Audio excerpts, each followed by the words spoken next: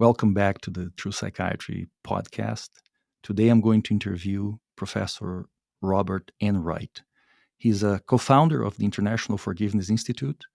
He's a professor of educational psychology at the University of Wisconsin-Madison, and is the author of over 120 publications, most of them, if not all of them, on account of forgiveness therapy. He's the author of the book Forgiveness Therapy, and that's what we're going to talk to him about today. Robert, thank you for your time. It's my honor to be with you, Rod. Thanks for having me. I want to start with a comment about your book and the way you presented forgiveness as an absolute value, if I understood correctly, um, and which for me is very refreshing because I always felt that psychology has been suffering this excessive relativization of of concepts and values. But I wanted to ask you as a first question, why did you use a moral argument on account of presenting forgiveness? Well, I did a lot of studying, Rod, on this topic of what forgiveness is. And some philosophers, for example, say it's simply getting rid of anger.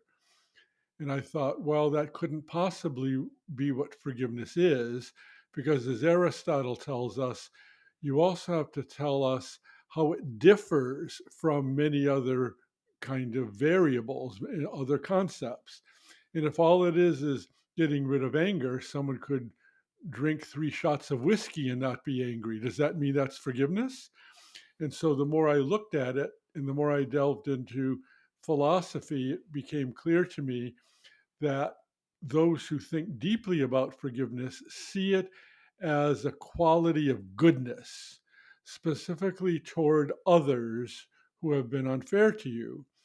And when we have expressions of goodness, those are within the field of virtue, such as justice. We try to be fair to others, or patience. We hold off and we're careful with others.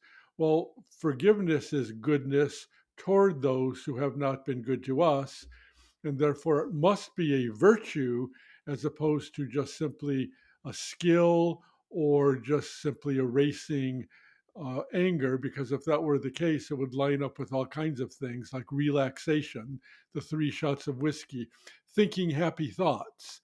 And thinking happy thoughts might be fine, but what happens when you stop thinking about those thoughts? You're not growing into something good. And with forgiveness, that's exactly what you're doing.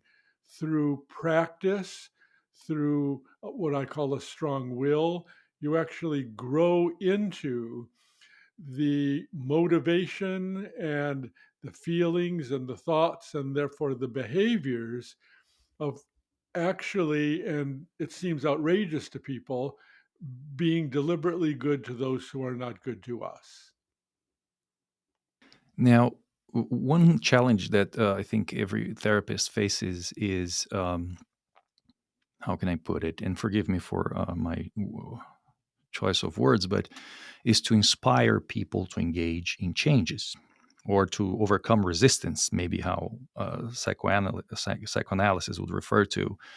Um, do you perceive this argument as presenting forgiveness as a virtue, as the right thing to do, or the best thing to do, or a good thing to do, as particularly effective in therapy when you're handling patients? Because I remember there's a bit of your book about, hey, you can't push this thing on folks. You gotta you kind of a dance. You gotta wait for their time. But for to a fair extent, in practical terms, psychotherapy does involve inspiring to movement or persuading in that sense. Yes. Well, the persuasion, in my opinion, comes from looking at decades now, about 3 decades of empirically based studies that have randomized experimental and control group clinical trials. We've done a lot of this. And I'll just share some examples with you because when these work, even skeptics I have found come on board and say, okay, well, I thought forgiveness was a little crazy of being good to those who aren't good to you, but when you show me the results of your studies, I'm more open to a dialogue with you. So here's just some examples. Suzanne Friedman, Freedman, Suzanne Friedman and I did a study published a long time ago in 1996 with incest survivors. Now, that's, as we know, Rod, one of the cruelest, most unjust kind of issues anyone can face, where a father figure who is supposed to protect violates. And Suzanne recruited 12 incest survivors who had depression and anxiety and low self esteem. They started believing the lie and not liking themselves. And she asked them if they would like to try a forgiveness program. All of them said no. They said, and they were very kind about it. They said, I'm going to ruin your research because I'm going to be the one who will never forgive my father or father figure. And Suzanne, in her gentleness, said, come on in anyway. And she randomly assigned 6 to the forgiveness condition and 6 to a control group. The forgiveness condition participants had 1 hour a week, one on one with Suzanne, until each one of them said, I have forgiven my father or father figure. And it took about, on the average, 12 to 14 months per person. This is not brief therapy. Okay? The control group was able to seek any kind of therapy they wished on their own. And at the end of this first wave, which was about a year, those who had forgiveness, and we can go through the process of that later, went from clinically depressed to non depressed. Now, it's not that they just moved in depression where they were deeply clinically depressed and now they're less clinically depressed. They literally went to non depressed status. And those who could seek therapy any way they wished in that year were still clinically depressed.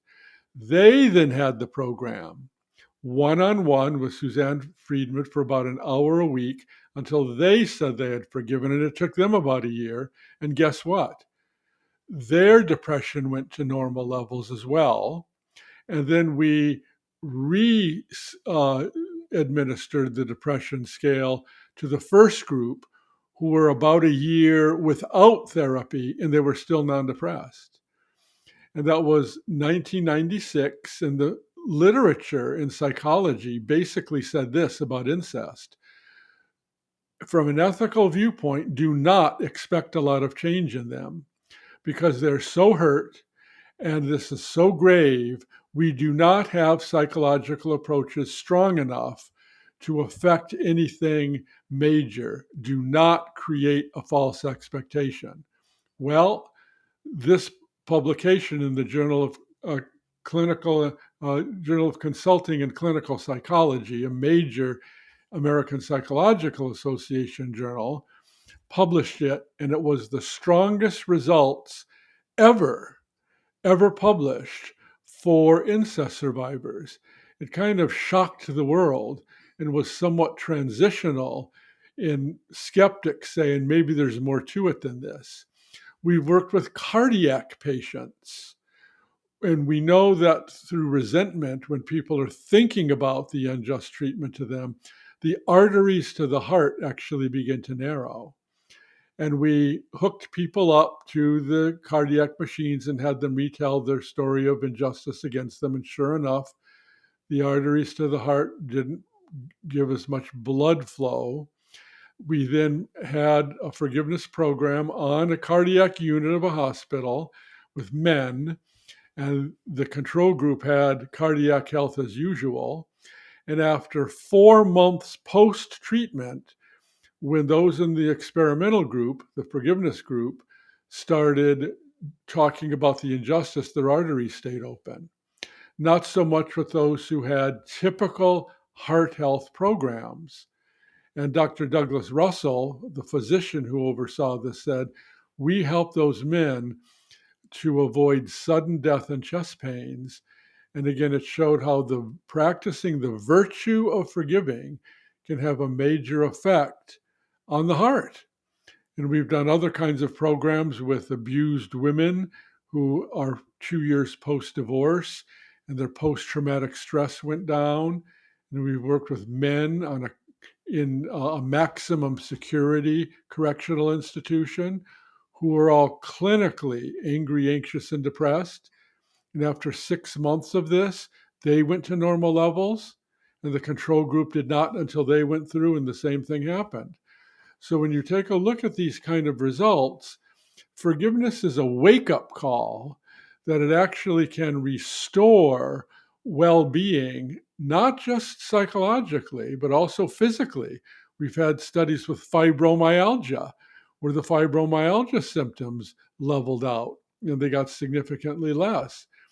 Forgiveness matters because when we're all wound up with resentment, I call resentment anger on steroids because it stays with us for so long, we literally can harbor resentment for decades. And forgiveness is a cure of that resentment. And resentment, when it's down, then can't fuel the anger and the anxiety and the depression and even the low self esteem that can be with us for decades. Can you? I really like something you said. When you mentioned the victims of incest started to believe the lie as opposed to themselves. I really like that. Now, can you explore more? Can you explain more about the connection between forgiveness and well-being? Yes. What forgiveness does is it goes after this very difficult to change theme of resentment, which is ongoing anger that's very deep and doesn't quit. And what happens is when we are kind to the one who was really mean to us, that has an effect on the emotions in our heart, where our emotions begin to soften a little bit toward that other person. And as we can see that person as more than the injustices against us, and we can see that person's own woundedness that might have contributed to wounding us, a little bit of sympathy might grow for that person, a little bit of compassion might grow toward that person, and it chips away at the resentment.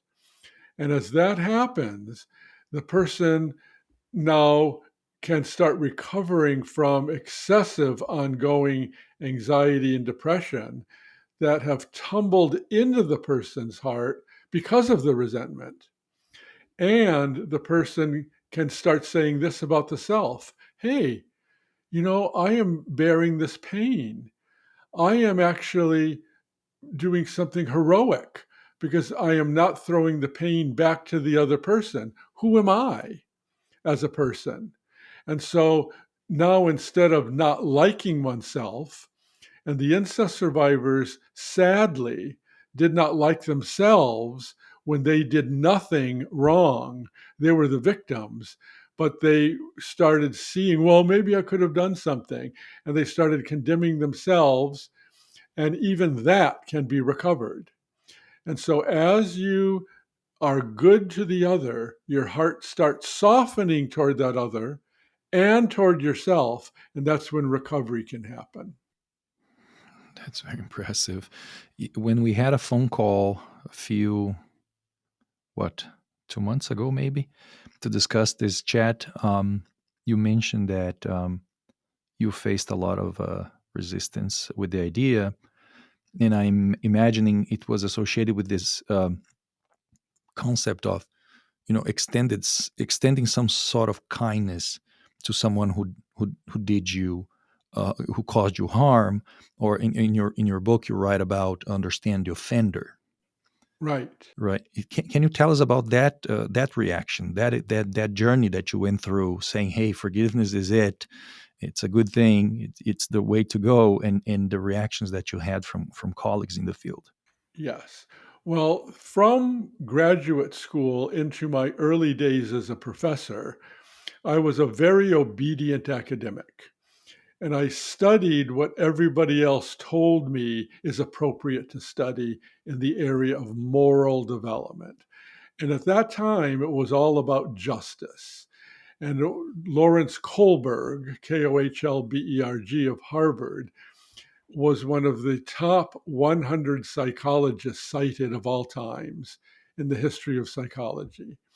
And his fame was in seeing how children, adolescents, and adults think about justice in increasingly more complex ways.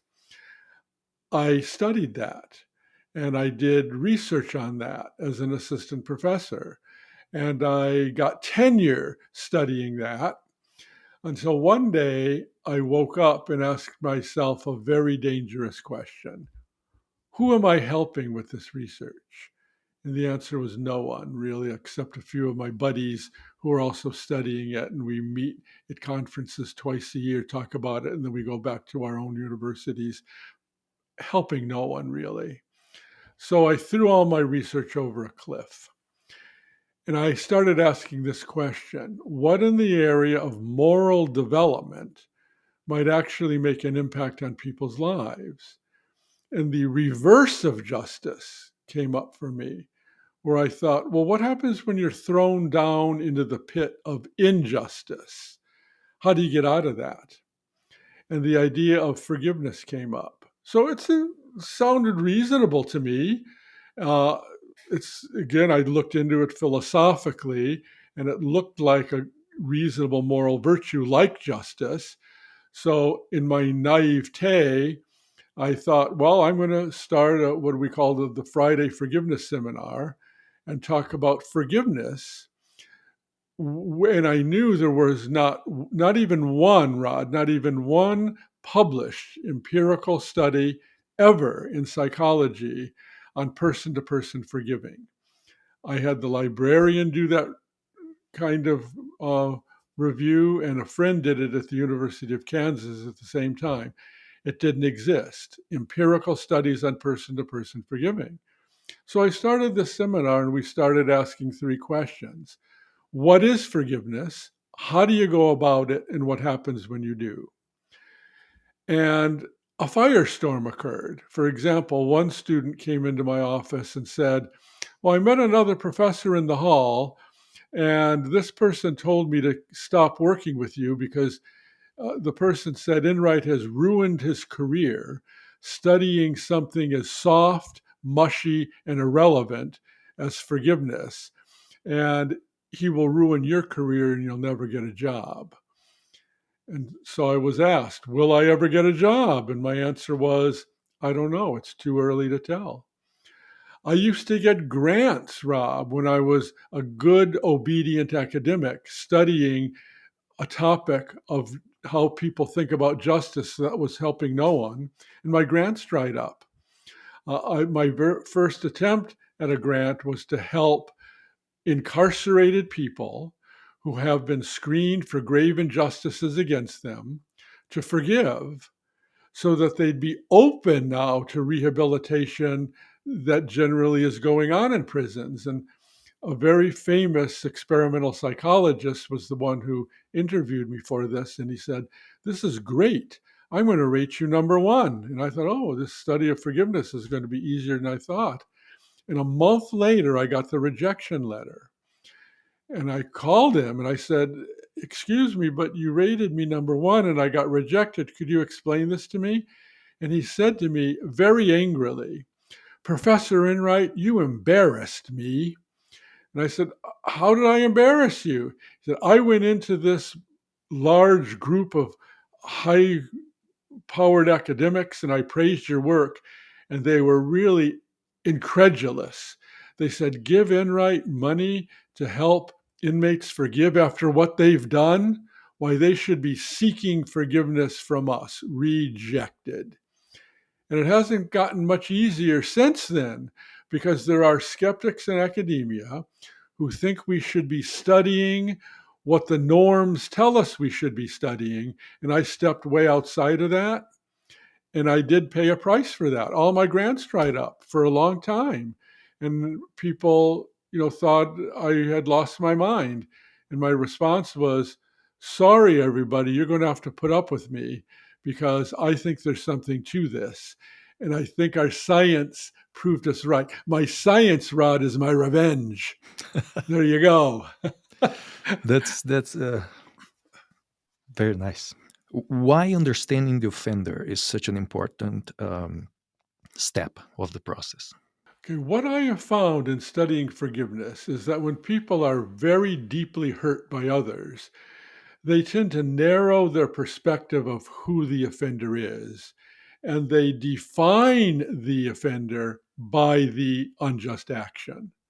So, this person, forever in the mind and heart of the victim, is a very bad person who can do no good. And that's not true of who this person is because there's more to the person than that. Okay? Even the incest survivors saw when they looked at their fathers that although they did something gravely unjust, when they widened their perspective of who he is, they saw that there was some good in him as well, alongside the bad. And they started redefining who this person is, which actually loosens up the anger. It challenges the anger, and it has the anger become less intense and less frequent because we're now seeing a human being. We're seeing a person who is more than the injustices against us. For example, one woman, once she forgave her father, realized he needed help because he was dying in the hospital. Right? And she helped feed him. And she said, I know what he did was very, very bad, but I'm seeing a wounded person here who soon will not be with us. And he is someone who is, you know, much more gentle than he was. And she said, once he passed away, I am glad I reached out to him because after all, he is my father, and I would be mourning and filled with hatred. Now I'm doing is mourning and my hatred is gone. And so as we widen our perspective toward the person and see that this is a human being and all human beings have worth, this is a way of stopping this drip of resentment onto the heart. Every human being has worth. Yep. And that's what we try to see, and it takes time. Remember, the incest survivors took a year. So we don't just plant the seed that, oh, this person has worth. The victim who's in the therapeutic context needs time to get used to that, to work on that, and to sometimes back off and to take some breaks and then maybe try it again. It's kind of like, as an analogy, becoming physically fit. We don't run a marathon right away. We might start by walking around the block a few times. Then we do a couple of chair push ups and a couple of sit ups. But eventually we grow into physical fitness where we can jog and then run and then weight lift and then stop and drop and give you 50 push ups. And it's that way. We expand our view of the other by becoming more forgivingly fit. Why forgiveness is between people? And let me explain why I'm asking this question. I have, like, maybe 3 years ago, I had when my podcast had a completely different tone and even a different name. Um, I had a small episode on resentment, and that was a small series on refractory depression, because there's no such a thing as refractory depression. I mean, we are deeper than just feeling sad for no good reason. There's more to it always. And one of the things I remember talking about was, go for resentment. And the reason I did that was because in my clinical practice, I frequently see people stuck in life uh, on account of resenting the world, resenting life. Like, and I make this analogy when I'm training folks. I say, when you're mad at someone, this person can do the nicest thing or tell you the funniest joke. You refuse to enjoy it. right? You refuse, so you're hurting yourself in a sense. You're depriving yourself of something, which is just a silly bridge to make to explain how maybe even melancholia works. Is you're resentful of the world. The world is not going to see me optimistic. Is not going to see me happy. Is not going to see me enjoying things. But you emphasize in your book that forgiveness is between people specifically, as opposed to be through this general idea of the cosmos, the destiny, or the world, or how things panned out in my life. Yes. Well, it's really between people because virtues are between people. When we are fair to other people. If I contract with a carpenter to build a table for me for $100 and the person builds a high quality table, it's only fair that I give $100 to that person. When I'm patient with someone who's annoying me, I'm patient to a person. When I love, and not in a romantic sense, but in a sense of serving others when it's tough, I am engaging in love toward others. And actually, what I have found is we don't have to forgive toward one specific person all the time. We can actually forgive groups. Okay. So, in other words, let's say there's still some vestiges of misunderstanding and stereotypes and prejudice against people whose ancestors were victims of slavery. Well, we can actually forgive the governmental policy that happened over 150 years ago with people, and it's still people who have done this, but these policies have tumbled down to make life unfair. And so it's not just life. What I try to do in those kind of situations is look at the groups, even if they're groups who are long deceased because they were living 200 years ago.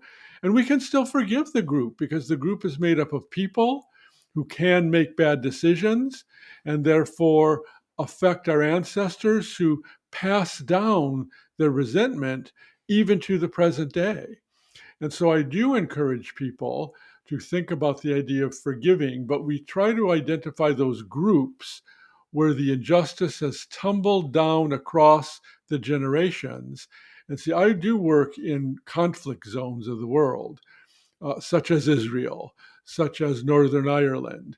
And I do find that people seem to be holding on to grudges and stereotypes that started hundreds of years ago. And so it's not just concretely the victim forgiving a particular person. We can also forgive groups who've made very bad decisions that have affected many of our ancestors up to the present time, hurting me. Okay. I'll absolutely try to apply that, like starting Monday, as I go to work, because Okay. it's such a prevalent matter. Yes, it The is. resentment, it's Yes, it such a is. prevalent matter. When I put my hands on your book, I couldn't believe how lucky I felt.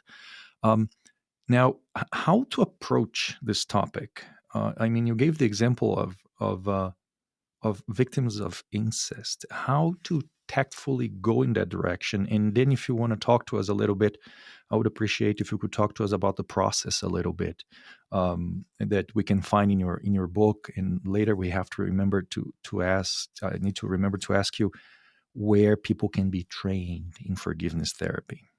Yes. Okay, so we definitely can uh, take a look at the process. And what was your first question on this one, Rod? It's how to approach such a Okay, delicate topic. I got it. mean, Okay, because yeah, considering this, um, like groups of scientists and researchers in your environment that had nothing to do with you seeing this thing, got offended, got enraged. So I wonder how to approach forgiveness with someone who was victim of injustice.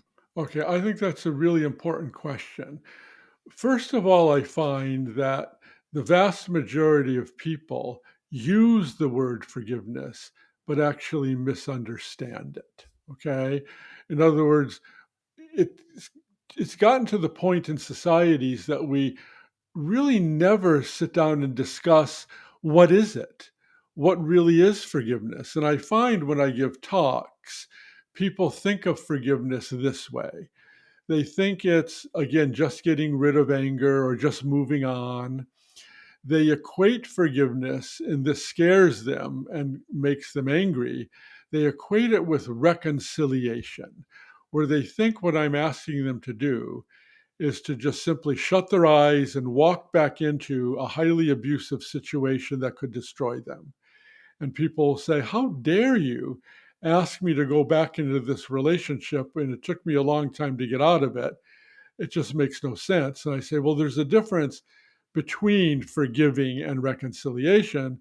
You can offer forgiveness whenever you're ready without even having the person present. You can start thinking about this person in new ways, you see, and start widening your view that the person might be more than the action against you. And reconciliation is not a moral virtue, it's a negotiation strategy between two or more people coming together again in mutual trust. And you can forgive without trusting the other and watch your back. And so once people say, oh, there's not a one-to-one correspondence between forgiveness and reconciliation, they start relaxing a little bit. Also, people misunderstand forgiveness by thinking in what I call either or terms. They think that either they forgive and forget about any justice, or they seek justice and stand firm and can't forgive. But I say you can have both moral virtues growing up together. You can forgive from your heart, forgive from your own living room with the person not being there, and then with a softer heart toward this other person, ask something of fairness. And the way you ask when you're not in a rage will be qualitatively different than if you're seeking your pound of flesh. So I say forgiveness is not equated with reconciliation. It's not throwing justice under the bus. And when people start seeing that, they relax a little bit. But I would say the bottom line is this: when people come to us for mental health help, when they want to be patients or clients, they're usually hurting inside. And it's the inner pain that I find is the most motivating. When they've tried everything under the sun to heal and they haven't been able to heal. Remember, the incest survivors were adults, and yet the incest occurred when they were before puberty, and they were still harboring this for years. It gets their attention where they say, well, if I can't really heal from any other way, maybe I'll try this. See, because even the great Aaron Beck, who, as we know, started cognitive behavioral therapy, said in the back of one of my books, Helping Clients Forgive, we can only go so far with healing resentment with cognitive behavioral therapy. We we need something extra, and forgiveness is that something extra to bring people to closure on it. I thought that was a very humble statement. Outstanding. Yes, because one of the giants in the field said, this adds to what I have discovered. So when you see that for therapists, when you see the research for therapists, when you see the understanding of what forgiveness is not for clients, it's not reconciliation, it's not abandoning justice. And when we ask, well, how have you been doing in healing? And the answer is not very well, that is when people say, I'll try it. Very interesting. Can you now develop a bit on the process? Yes. Uh, With the Of course, it's a very process, extensive thing. You don't have to go yeah, through. I'll give you the bullet points for it. Beautiful. We have what we call 4 phases of forgiveness therapy. It's called the uncovering phase, the decision phase, the work phase, and the discovery phase. And in the uncovering phase, what we do is sit down with the person and talk about what's in the heart, all the pain that the person has in the person's heart, which usually is fatigue. That's a very common symptom, anger, confusion, uh, comparing oneself with the other, almost being obsessed with the other. I talked with a gentleman who was a college student, no longer living at home, and his father used to beat him when he was a child. And every night, while in college, when he went to bed, he would dream of his father chasing him. That's a lot of inner pain. And then we talk about what we call generally one's worldview. And a lot of times when people are beaten down by others, they have a very negative worldview. They think the world is out to get them. They have no trust. If they've been hurt in a romantic relationship, they're concluding generally that nobody can be trusted. When you put all that together, the fatigue, the anger, the comparing yourself with the other, the obsessions, the negative worldview, the question is, in this uncovering phase, what are you going to do with all this pain? And we talk about that. And then comes the decision phase. If you want, and it's the person's choice. I wrote a book with a deliberate title, Forgiveness is a Choice, not a demand, not to be pulled into it. Okay. And the decision phase is basically, do you want to give forgiveness a try, knowing you might not reconcile, you won't throw justice under the bus? And there are scientific studies shown that people can heal from this, and we can go over those for people just gently and generally. Do you want to try it? And when a person says yes, we tend to give a homework assignment in the decision phase. Try now to do no harm toward the one who hurt you. Notice we're not saying reach out in goodness to the other. We're just saying refrain from an eye for an eye. It's easier to do that than to say do something kind for the other. Then we hit the work phase. That's where we hit the forgiveness gym. And we start with thinking exercises because it's easier to think than to feel.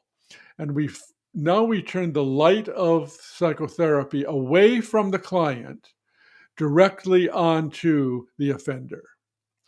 And we do that so we can get rid of the resentment. And as we shine the light on the offender, we ask these kind of questions. If you know the person, 99% of the people have been hurt by people they know, sadly, who should be kind to them. That's why it hurts so much. Think about the woundedness that it has been in this person's heart, maybe from childhood. Who wounded this person? Who wounded this person in childhood? How was the person wounded in adolescence? How about in early adulthood? We take a history of the woundedness in the other, okay, to see that this person is more than an ogre, more than someone who just perpetrates evil.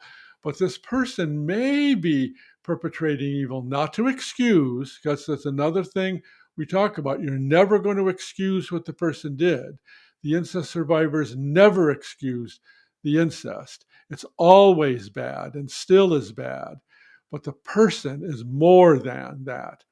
And we ask them, if you really take a look at this person, and we're not excusing this person, can you see that there's kind of a woundedness that now has been dumped onto you? And that one is what we call the personal perspective. Then we had a global perspective where we asked the question, do you share a common humanity? Where you both need good nutrition, you both need adequate relationships, you both will die one day. When you cut, you bleed. Do both of you share a common humanity? And if so, does that make both of you both special, unique, and irreplaceable because you're both persons? And that's where the idea of worth starts developing. Huh, people think about that. This person really might have some worth and also has a lot of woundedness. And see, that's when we start seeing that the heart starts softening a little bit in the client. And then if the person is a person of faith, we also work on the worldview there as well. Here's an example. Let's say we're working with a Jewish person. We can go to Genesis, the first book of the Hebrew Bible, and say, okay, you're Jewish, you have these texts that are ancient. What does it say in chapter 1 of Genesis? It says that uh, all people are made in the image and likeness of God. And it's actually repeated. And we make the point, well, where else do you see repetition? It must be an important point. It says all people are made in the image and likeness of God. Do you believe that? And the person with the worldview would say yes. And then we ask, are you made in the image and likeness of God? Well, yes, we just discussed that. Well, is the one who hurt you made in the image and likeness of God? And the person oftentimes says, oh, I wish I didn't know that. And because the person needs time. But when you put these together, the personal, global, and what we call the cosmic perspective, which was looking at the transcendent, looking at the idea, for example, in Genesis, and put all three together, we see a wounded person who shares a common humanity with me, shares worth with me, and shares this that we're both made in the image and likeness of God. That definitely begins to soften the heart toward this other person because they're seeing the person in a fresh way that they perhaps never have done. And so that ends up with a bit of compassion toward the person, a willingness to suffer along with the person.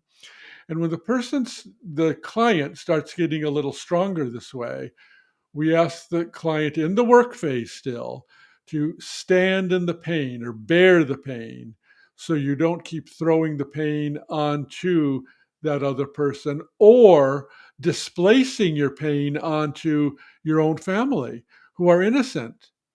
And they'll say, I have been sometimes, been just overly angry and kind of nasty to others when I have this in my heart toward the one who hurt me years ago. If we stand in the pain, people can kind of psychologically stand up now, and they realize when they stand in the pain that the pain will not crush them, and they realize they're stronger than they thought they were, which begins to help them with their own self esteem. And when they get strong enough, we go to the final point here of the work phase. We ask them to truly exercise the virtue quality of forgiveness by doing something kind for the other or directly to the other. Okay? Let's say you can't reconcile. Well, maybe you can have a kind word about the person to others, or you can donate into a charity a little bit of money that you know that charity is important to that person. But you see, it's in the giving that your heart becomes what Aristotle would call more magnanimous, larger. And the resentment starts going down here even more, and you can start liking yourself. I'm more than a victim.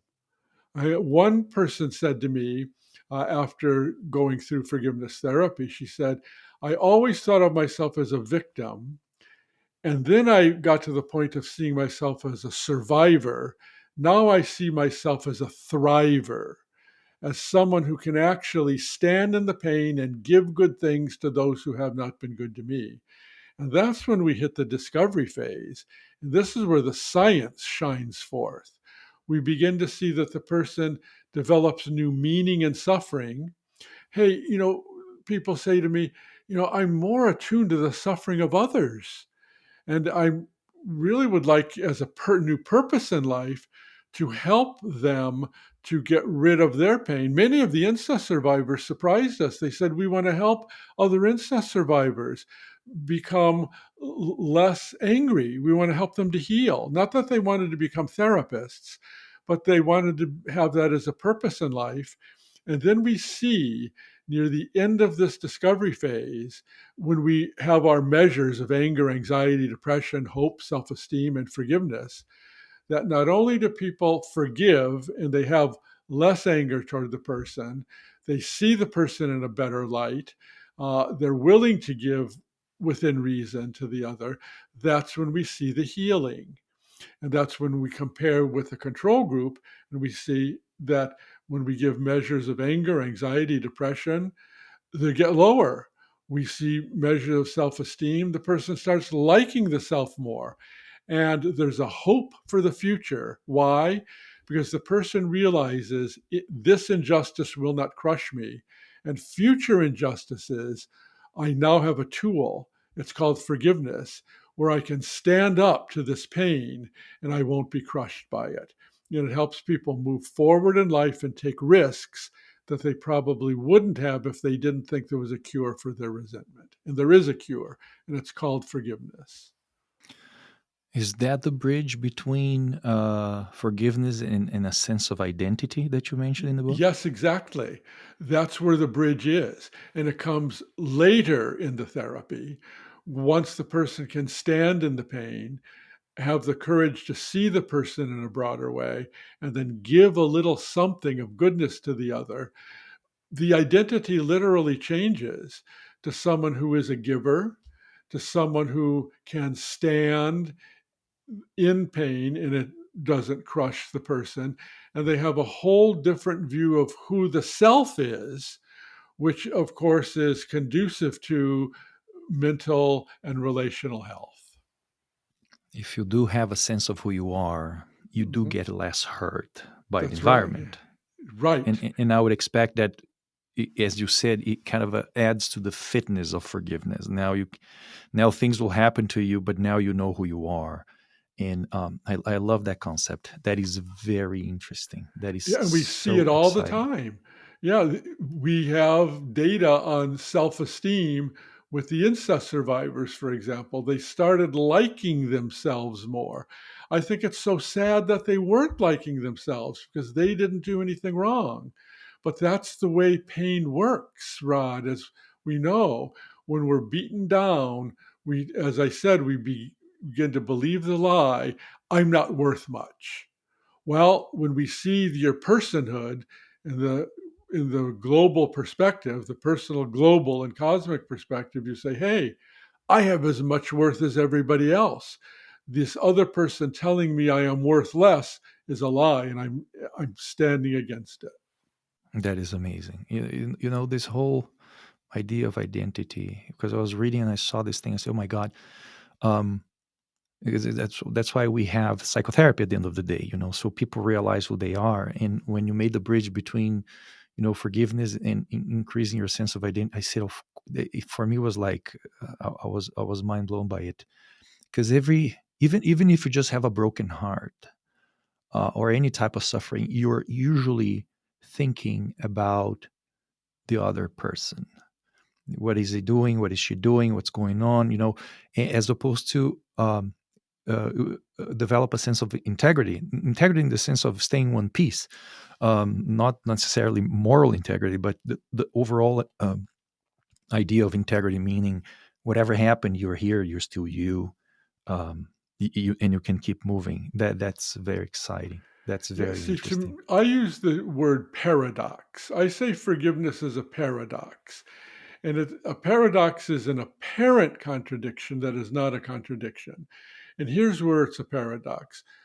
We actually shine the light of therapy onto the one who offended. And so it seems like all the attention is going toward that person. But what actually happens in terms of the effects of the therapy is as you shine the light on the other, you engage in the personal, global, and for those who have a transcendent or faith based perspective, the cosmic perspective. What happens is that focus on the other changes in your own way who you are as a person because you are able to reach out to the person in a way you had never considered or even possibly thought as possible. And when you do that, the paradox is as you focus on the other, give yourself a chance to widen your view of the other and soften your heart to the other, the sense of who you are becomes qualitatively better. Rob, where can people learn in depth, besides obviously reading your wonderful publications, the Forgiveness Therapy book? Where can people learn more about forgiveness therapy? Okay, I have three self help books along with the book for mental health professionals. The one for the mental health professionals is called Forgiveness Therapy, published by the American Psychological Association. But I have three self help books, two from APA and one from Norton. And the two from APA is called Forgiveness is a Choice, and the other is called The Forgiving Life, which is more like developing an identity of being a forgiving person. It's a dialogue between two women. And then the third one, published by Norton, is in a series called the Eight Keys series. And they asked me to do it on the Eight Keys to Forgiveness, which I did. And that's the one we used in the maximum security correctional institution with really strong results. They also can visit our website. We have a website that's International Forgiveness, all run together, internationalforgiveness.com. And then we also have a course for mental health professionals on that website based on the book Forgiveness Therapy. But we also have a blog there, and we have a quite popular area there called Ask Dr. Forgiveness. I didn't give that name to myself. Our president Roy Lloyd did. He said, "Call it Ask Dr. Forgiveness." So that's what we have, and we have a lot of questions and answers on that section for people just scratching their head about different aspects of forgiveness. And we have well over 1,000 of those. And I also actually have a site on Psychology Today, and the national magazine. It's called The Forgiving Life. And I have well over 100 essays on there. I do about one a month where people can get a quick view based on the titles that might interest them as well. Thank you very much. Would you like to add anything to our conversation? Well, I'd like to add this. We need to make forgiveness a part of everyday life. We have ignored that. I think it needs to be put into couples' relationships, into families, and into schools. I am very passionate about what we call forgiveness education for children and adolescents, because if the point of education is to prepare for adulthood, like learning how to read and write and do mathematics, why are we not preparing children now for the grave injustices that likely will visit them when they're adults? I talked with a 35-year-old woman whose husband abandoned her without warning. She has two children. She said to me, "I have to get a job. I'm fuming and I want to forgive, but I don't know how." What if she had forgiveness education as a child, as an adolescent? She would then be able to tackle that right now.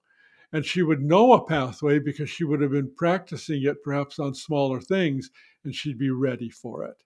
And we actually have curriculum guides from pre kindergarten or age 4 up through grade 12, up to grade 12, not age 12, grade 12 or age 17 and 18. And they're professionally produced by educators. And we have scientifically tested them as well. And just by learning about forgiveness through stories, children's forgiveness goes up, I should say, and their anger goes down. Their anger goes down, their forgiveness goes up. And we're not actually pushing them to forgive, we're actually teaching them about forgiveness through stories for the most part until they get to high school.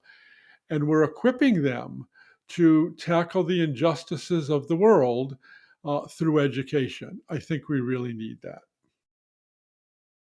Thank you, Rob. Thank you. I want to say this interview really spoke to me. Well, forgiveness always speaks to me, and I'm always learning. It's amazing. I've been studying it for over 3 decades, and there's still a lot for me to know. It was a pleasure to have you here. Thank you very much for your time. You're quite welcome. It's an honor to be with you, Rob.